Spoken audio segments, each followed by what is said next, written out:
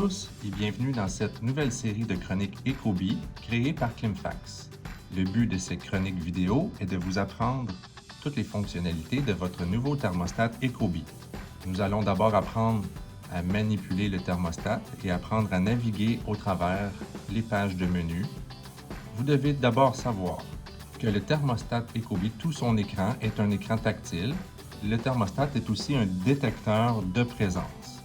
Donc, chaque icône que vous voyez sur l'écran est un endroit où on peut appuyer pour changer un paramètre. Le seul endroit qui n'a aucune fonction est l'indicateur d'humidité relative intérieure qui n'est qu'une lecture d'humidité dans la maison. Et l'indicateur de qualité d'air peut être appuyé, mais ne restera seulement qu'un indicateur qui ne change rien à votre système. Ce n'est qu'une lecture de qualité d'air dans la maison qui peut vous recommander d'ouvrir une fenêtre ou de faire partir un échangeur d'air, par exemple. Donc, chaque item, un item de météo pour pouvoir voir la météo lorsqu'on est connecté à Internet. On a l'icône de flamme ici présent car on est en mode chauffage qui nous permet d'appuyer dessus et de changer de mode. On a une icône des 3 barres qui nous rentre dans un menu principal où vous aurez le choix de plusieurs autres options principales en bas.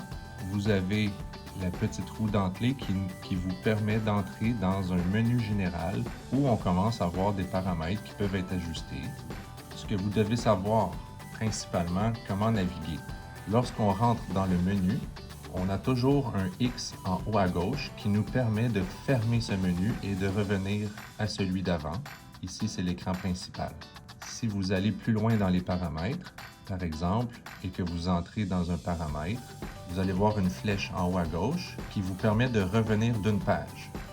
Une fois qu'on est revenu d'une page, on retombe dans le menu principal et on peut appuyer sur le X et vous fermerez le menu. Donc, on revient toujours en arrière avec le X ou la flèche. Pour changer des températures, vous appuyez sur plus ou moins. Pour réappuyer, vous avez confirmé une température.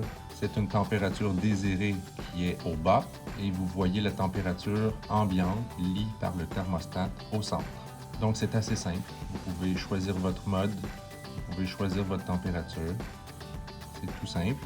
Et tous les autres paramètres que vous voyez en bas, que ce soit ventilateur, un microphone, tout cela vous sera expliqué dans d'autres vidéos qui vont suivre.